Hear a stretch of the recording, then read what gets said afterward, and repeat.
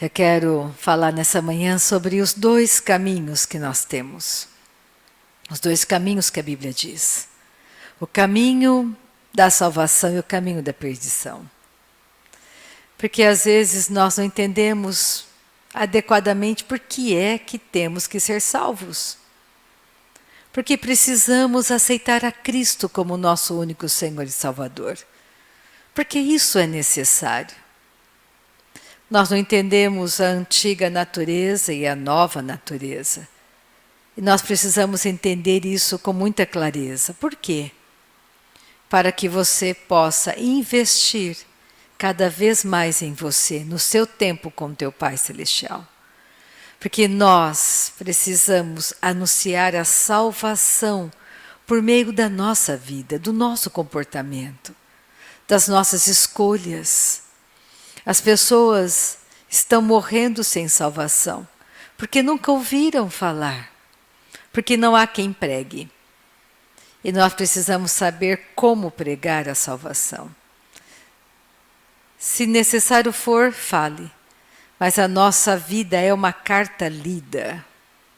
Você tem que ser uma carta lida para as pessoas. Como que nós ensinamos os nossos filhos? Não é com o nosso comportamento? Não é assim que você ensina as pessoas se comportando? Quando você vai ensinar o seu filho à mesa, você mostra para ele o garfo, a faca, você mostra como fazer. E você todos os dias repete a mesma coisa. Porque nós ensinamos uns aos outros com as nossas escolhas e comportamentos. E eu quero começar lá em 1ª carta de João, no finalzinho da Bíblia. A gente vai passear um pouquinho pela Bíblia nessa manhã. Eu amo passear pela Bíblia. Porque é importante sabermos aonde está escrito. Não acredite em todas as pessoas que estão com a Bíblia diante de você. Você precisa saber que aquilo que elas estão ministrando se está escrito na Bíblia. Aonde está na Bíblia? A Bíblia é um livro completo. Temos o Antigo Testamento e o Novo Testamento. E o Antigo Testamento anuncia o Novo Testamento. E o Novo Testamento é a verdade do que foi dito como sombra no Antigo Testamento. Então, tanto o Novo Testamento quanto o Antigo Testamento se completam, são importantes. Porque você tem que entender que Deus não mente. Deus não é mentiroso, tudo que Ele fala é a verdade. Então, em primeira epístola de João, no capítulo 5, versículo 10, 1 João, capítulo 5, versículo 10. Nós vamos entender bem nessa manhã a antiga natureza e a nova natureza. O poder que está em nós, nascidos de novo. Existe um poder na nova natureza que está em você. Deus, Ele te ama. E você pode confiar no amor dEle porque Ele te amou primeiro. Você não era nem nascido e Ele já te amou. Ele te amava. Existe um plano perfeito para cada um de nós. E a nossa vida é importante para Deus. Você não está nesse mundo por acaso. A vida continua. Existe um propósito estabelecido para você. No dia que você foi gerado no ventre da sua mãe, me acredite, Deus te encontrou lá dentro. E Ele sabe cada um dos teus dias. Ele sabe exatamente aquele que vai continuar no caminho da perdição e aquele que vai aceitá-lo. Mas porque Ele é amor, Ele nunca vai te obrigar a nada, nunca. Ele sempre vai te buscar com cordas de amor. E a salvação tem que ser algo que você tem que entender no seu íntimo. Porque de repente alguém chega para você e diz, olha, você tem que nascer de novo. Mas por que eu tenho que nascer de novo? Eu pago os meus impostos, eu sou uma pessoa boa. Eu nunca matei ninguém. Eu não fumo, eu não bebo. Eu tenho uma vida íntegra, eu não adultero, eu sou perfeito. É que nós precisamos entender que o problema está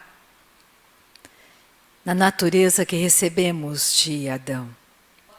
Então, em 1 João, capítulo 5, aqui João, a primeira carta de João tem 5 capítulos.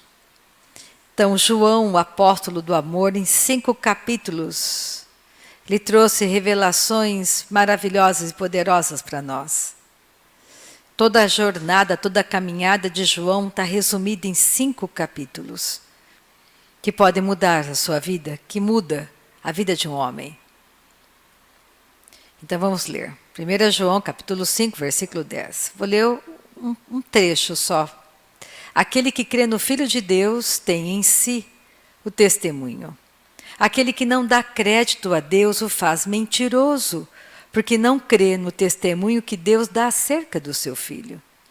E o testemunho é este, que Deus nos deu a vida eterna, e esta vida está no seu Filho.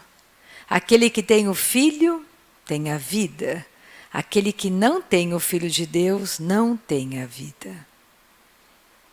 Aquele que tem Cristo, esse tem a vida de Deus dentro dele. E vamos ver onde tudo começou. Pega Gênesis comigo.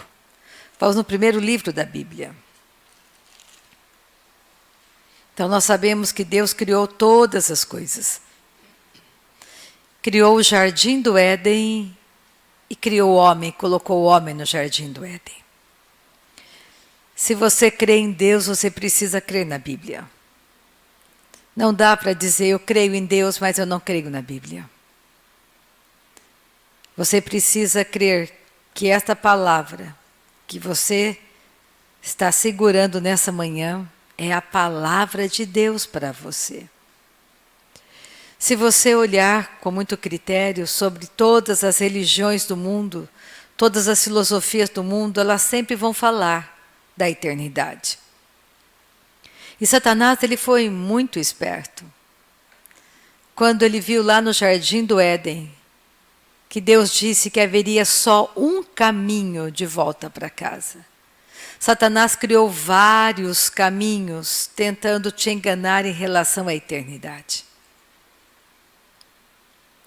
Ele criou muitos caminhos, porque ele viu que Deus disse, só existe um caminho de volta para mim. E Jesus diz lá em João 14,6, eu sou o caminho, a verdade e a vida. Ninguém vai ao Pai, se não for por meio de mim. Jesus falou o que Deus disse lá no Jardim do Éden. Porque no Jardim do Éden, Adão, ele foi criado filho de Deus. Está lá em Lucas. Quando você pega a genealogia de Cristo, você vai descobrir que Adão foi criado filho de Deus. E Deus deu a ele, a Adão, como deu aos anjos, o livre-arbítrio. Por isso que o que Satanás usou para roubar tudo de Adão foi o livre-arbítrio. Adão entregou para Satanás tudo que Deus tinha dado a ele. É por isso que no dia que Adão fez a escolha de desobedecer a Deus, porque Deus disse a ele, olha, tudo que você vê no jardim, todas as árvores, você pode comer de todas as árvores do jardim, Adão, menos da árvore do conhecimento do bem e do mal.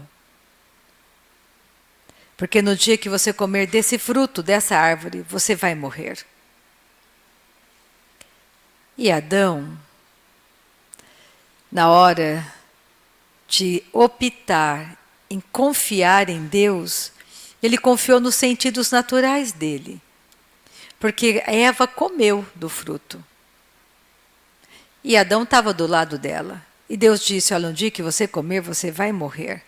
Só que Adão olhou e Satanás falou para Adão, está vendo, Adão? Deus mentiu para você, olha para Eva. Eva está viva, Eva não morreu.